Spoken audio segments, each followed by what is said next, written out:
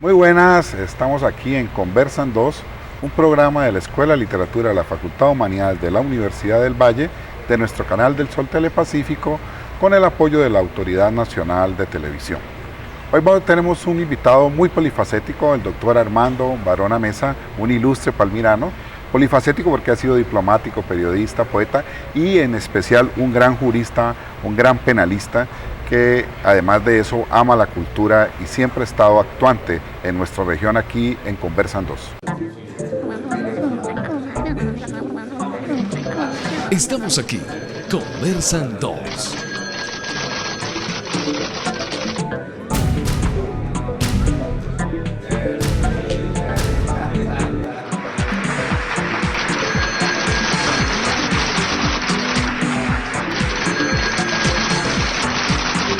Conversan 2. Aquí en Conversan 2 con el poeta, jurista, periodista, diplomático Armando Barona Mesa, un vallecaucano raizal, palmirano. Vamos a hablar muchísimo de su obra y de su larga trayectoria en todos estos campos, aquí en Conversan 2. Como es usual, vamos a ver primero una nota. Exagerada, porque cuando yo nací, yo ya nací enamorada. A mí me parece que Armando es un hombre privilegiado porque mientras que los demás tenemos una vida, una profesión, Armando es un tipo que ha triunfado en varias profesiones. Yo creo que Armando lo ha hecho muy bien como historiador, ha sido muy exitoso como abogado y tiene muy buenos poemas. La anécdota es la siguiente. Llegó Armando Barona al automático en Bogotá y estaba León sentado. Y Armando, pues, como es de tímido, o como dice que es de tímido, le dijo: maestro, yo soy un poeta aficionado y traigo 2 poemas. A ver usted qué opina de ellos. Entonces el maestro León de Grave cogió los 2 poemas, leyó el primero y le dijo: Armando, es mejor el otro. Pero yo creo que en últimas la posteridad puede recordar a Armando como la de un amigo. Eso no es exactamente de León de Grey. Eso era del dueño del automático. Y había otra historia. Un pintor llegó un día y le dijo: hombre, permítame, yo pongo este cuadro aquí para ver si se vende. Y le pongo el cuadro. Le puso el cuadro y abajo le puso una visita que decía: se vende. Y el vergado le puso más abajo: a que no.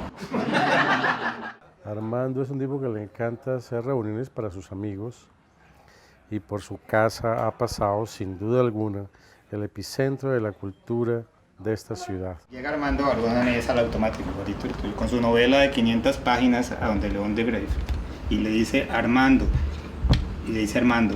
maestro, yo quiero que usted se lea mi novela y me recomiende un nombre. No tengo ninguna. Y entonces le dice el maestro: en su novela hay tambores y trompetas. Y le dice Armando: no, maestro, entonces ponle sin tambores ni trompetas. Yo creo que Armando lo recibe como lo recibe cualquier persona, es decir, a veces uno está de humor y uno entiende pues el dardo de la mejor manera, es decir, como una crítica, pero a veces cuando uno está de humor entonces no lo entiende y eso le puede pasar a cualquier persona. Calma, Armando, calma. Armando, estamos mamando gallo, Armando. Claro, ojo.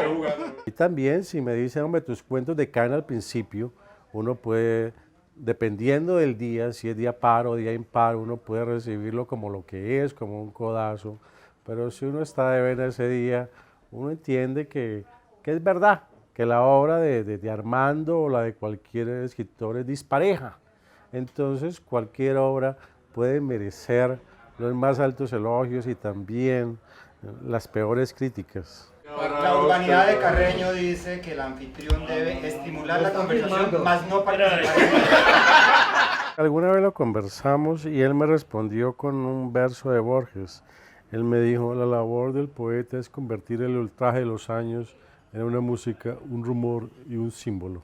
Pienso que al fin yo me pasé a amarte así como te amé.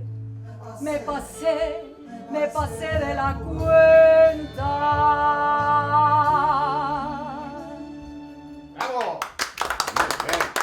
Después de esta nota con tus amigos, Armando, y esa síntesis de una música, un rumor, un símbolo, quiero preguntarte un poco de tus lecturas y de esa pasión que siempre has tenido por la cultura, por la literatura, por la historia.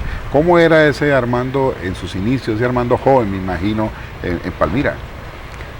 Mira, mi madre, cuando yo tenía 5 años, me leyó El Quijote. Y desde allí yo cogí una pasión por la literatura.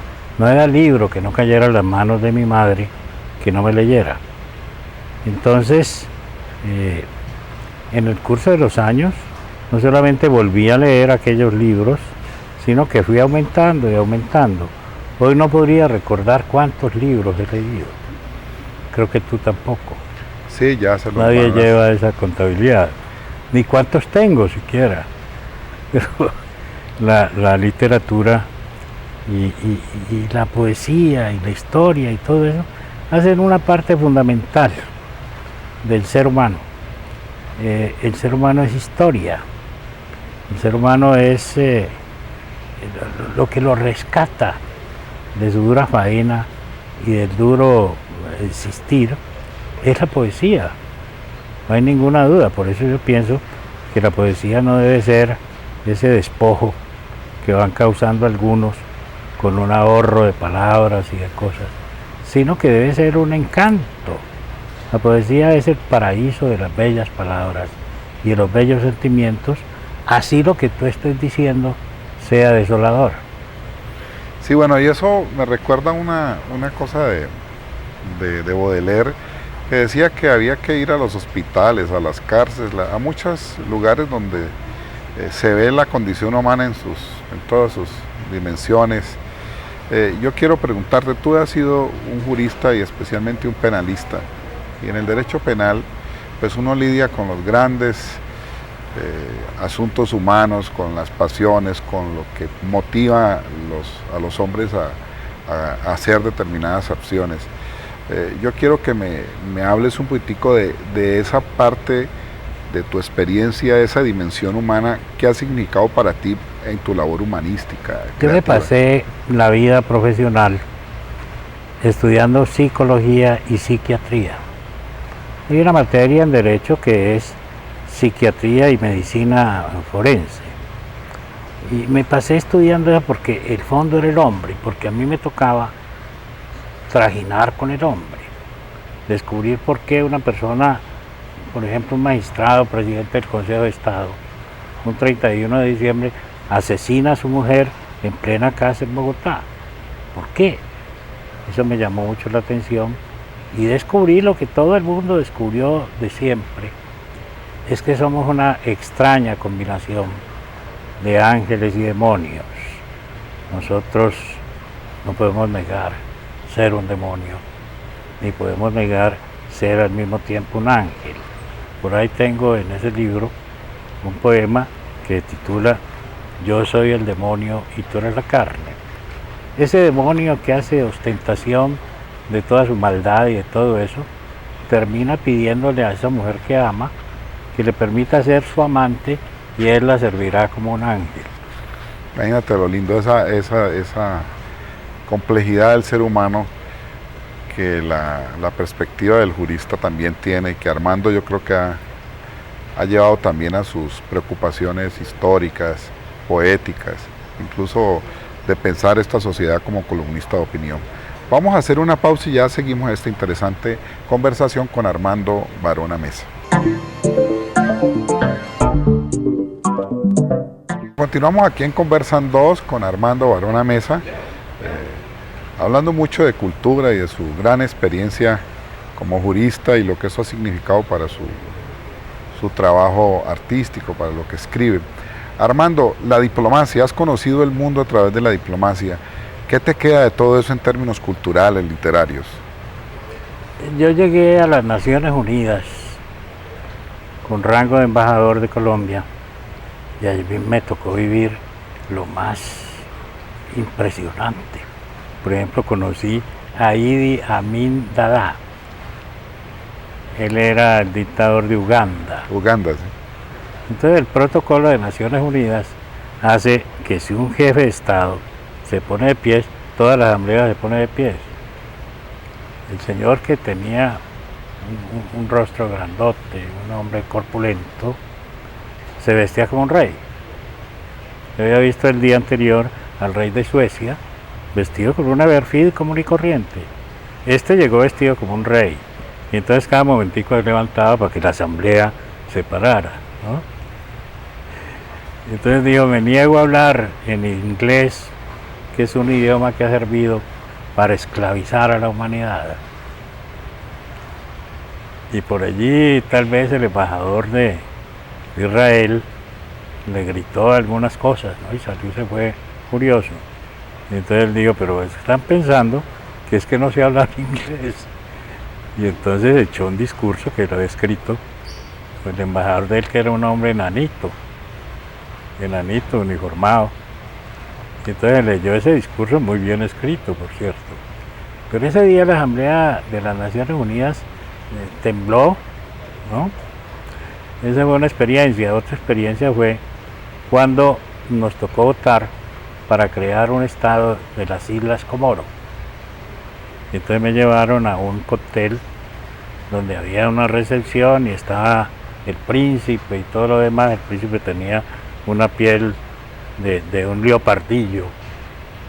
Y entonces él estaba, cuando a mí me anunciaron, llegó y me dio 3 besos en las 2 mejillas y en la boca. Y eso era una señal, también lo vi en Rusia y en Polonia, una señal de gran aprecio. El beso en la boca. Después estuve en Ginebra y me tocó ver un espectáculo absolutamente maravilloso e impresionante, que es toda la historia contenida en esa ciudad tan hermosa, girando alrededor de un lago hermosísimo. Pero hay una cosa muy particular. Allí, en un puente donde termina el lago Le Mans, allí nace el río Ródano, y nace de un color verde, aguamarina, ¿no? Hermosísimo, voluminoso, que recorre toda Europa. Qué maravilla. Bueno, y eso me imagino que te permitió conocer muchas literaturas, pero vamos a un tema que me interesa mucho. Tú has escrito sobre varios líderes y próceres de la patria. ¿Cuáles de ellos te han marcado más? Nariño, has escrito sobre Sucre, has hecho muchas, Miranda. ¿Qué ha significado ese trabajo tuyo con estos héroes? No hay duda que el personaje más importante de todos fue Francisco de Miranda. La personalidad de Miranda es sumamente atrayente, y desde luego él, donde se ubicaba, atraía. No era un hombre apuesto, pero tenía un don maravilloso, que era su palabra y su talento, hasta el punto que enamoró a Catalina de Rusia. Catalina de Rusia, sí. Y ella se enamoró perdidamente de él, y es posible que él también. A ella y a esos amores le debemos nuestra bandera. Él le dijo a Catalina, le dijo: la bandera de mi patria presentida será en tu recuerdo siempre, porque tendrá el amarillo de tus cabellos, el azul de tus ojos y el carmín de tus labios. Esa es una historia que yo la comprobé, que es auténtica, y por supuesto, a pesar de que Bolívar traicionó a Miranda, yo soy bolivariano, pero el pecado cometido por Bolívar contra Miranda, que era su maestro, Claro, y que le ayudó tanto. Ese fue un pecado que no lo juzguemos con acritud, porque no se puede juzgar a los hombres así, ¿no? Son circunstancias, son cosas que van determinando. Bolívar adoptó toda la política de Miranda. La Gran Colombia era Miranda, ¿no? La bandera, el nombre. Todo eso era Miranda. Y yo creo que aunque Bolívar nunca lo dijo, pero mantuvo un gusanito, como decía Julio César, que se iba comiendo toda la soledad en que puede quedar un hombre que gobierna, como Bolívar. Ese gusanito era un reproche por su conducta con Miranda. Pero como ve con el historiador que es Armando, podemos hablar muchísimo. Vamos a hacer una pausa y ya regresamos. Seguimos aquí en Conversan 2 con Armando Barona Mesa, hablando mucho de todas las facetas de esas varias profesiones que dice el sector Julio César que exitosamente ha tenido Armando en su vida. Para continuar nuestra sabrosa conversación con Armando, vamos a ver otra nota. Tu párvula boca, que siendo tan niña, me enseñó a pecar. Yo creo que para hablar de Armando Barona se necesita no solamente tener un concepto claramente definido de lo que es el ser humano, que se acerca a ese prototipo del ser humano culto integral del Renacimiento. Yo venía, porque soy un buen abogado, poeta soy amateur, pero abogado siempre he sido. Y venía de los juzgados con el sol calcinante de mediodía, donde está la asamblea departamental, Colegio San Luis, y seguí derecho hasta ir a la carrera quinta. Y allí veo al otro lado de la Boca Calle a León de Grey. Alguien que es capaz de ser un buen periodista de opinión, un buen poeta, un buen historiador, un extraordinario abogado penalista, un diplomático, un senador de la República y además un gastrónomo, un chef consumado. Tiene que ser un hombre de gran corazón. Entonces me pasé, yo nunca he sido un lagarto, nunca he tenido capacidad de meterme, soy tímido, pero en el camino yo dije, bueno, pienso invitarlo a... Nunca es tarde, dijiste, nunca es tarde. Invitarlo al Real Madrid, que era el mejor restaurante, y me arruino con León de Grey allí. Yo creo que difícilmente puede encontrar uno a alguien que disfrute más de sus amigos que él. Maestro, ¿qué más le podía decir? ¡Qué bello verlo! En este mediodía, en una calle de Cali. Y él me dice, con unos ojos de bribón, que le brillaban y le bailaban. Cuando yo le digo todo eso, me dice, ¿y por qué? ¿Y por qué? ¿Y por qué? ¿Y por qué? Es una ave exótica, completamente exótica, porque cada vez la gente sabe muchísimo más de muchísimo menos. Entonces le digo, me encantaría invitarlo, maestro, aquí a un gran restaurante que se llama el Real Madrid y a tomar un aperitivo y tal. Y me dice, ¿por qué? ¿Y por qué? ¿Y por qué? ¿Y por qué? Las crónicas de Armando Barona, que las que ha escrito a lo largo de su vida son sensacionales. La obra, la recopilación de hechos históricos que ha hecho en más o menos unos 10 volúmenes es esplendorosa. Entonces yo me despedí, me fui. ¿Y por qué? ¿Por qué? Es enriquecedor poder estar en contacto con él, poder disfrutar de su parla, de su bonomía y por supuesto de su sápida gastronomía.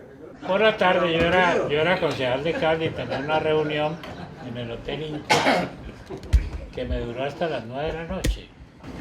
A las 9 voy saliendo cuando veo a Octavio Gaviria y a Carlos Bonilla Aragón y a otros que andaban, y Octavio Gamboa, que andaban con de Grey ya como una cuba de borracho. Y entonces le dije, qué bueno volverlo a ver, maestro. Y me dice, ¿por qué? ¿Por qué? Yo creo que ningún personaje de la historia inteligente de Colombia ha estado ajena a su personalidad y a su contacto. Sin ti, piensa en mí.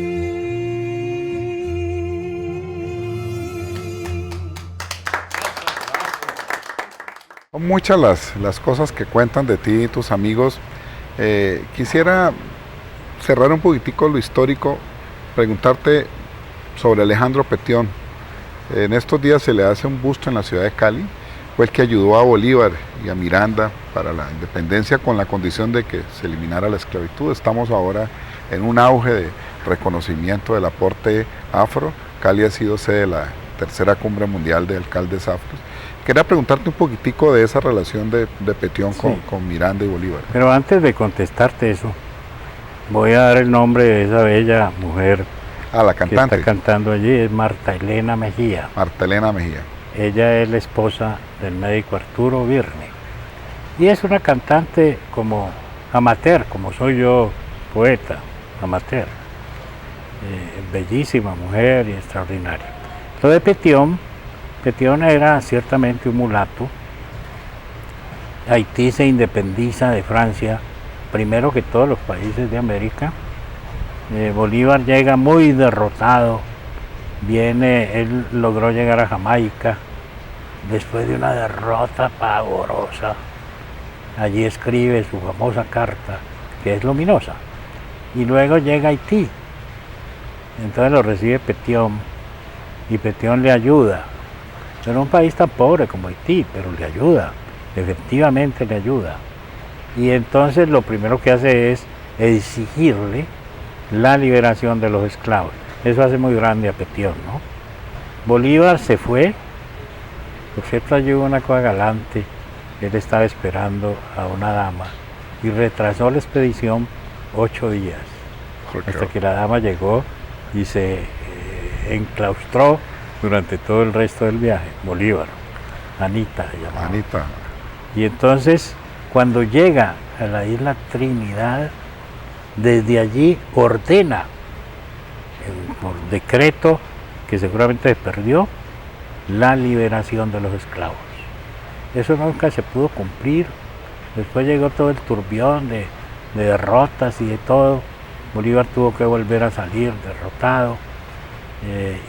Y todo eso interrumpió la República hasta la llegada de José Hilario López.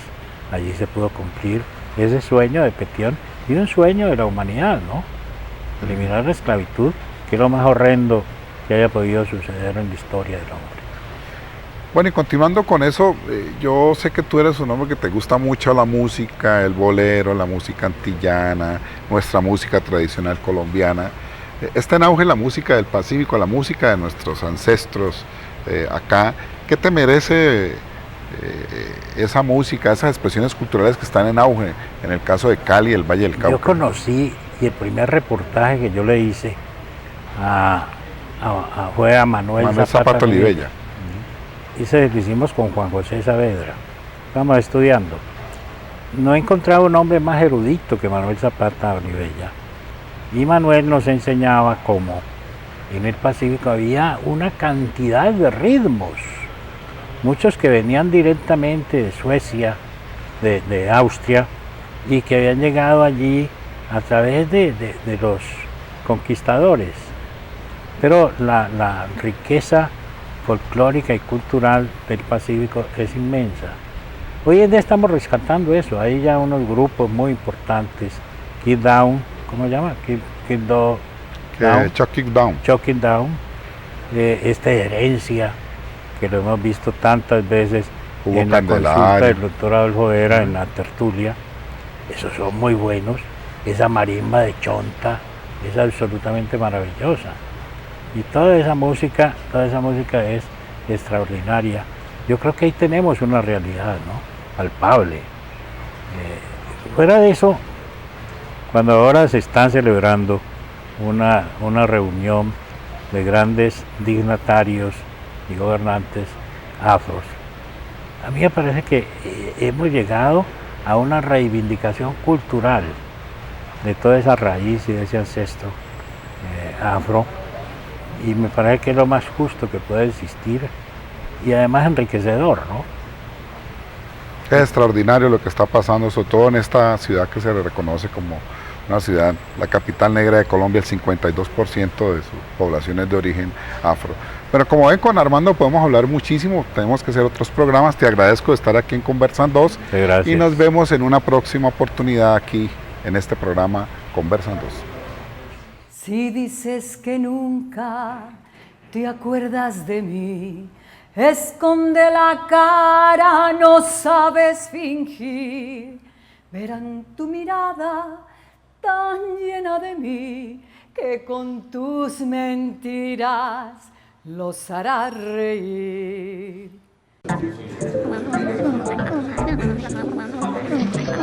Estamos aquí, Conversan 2.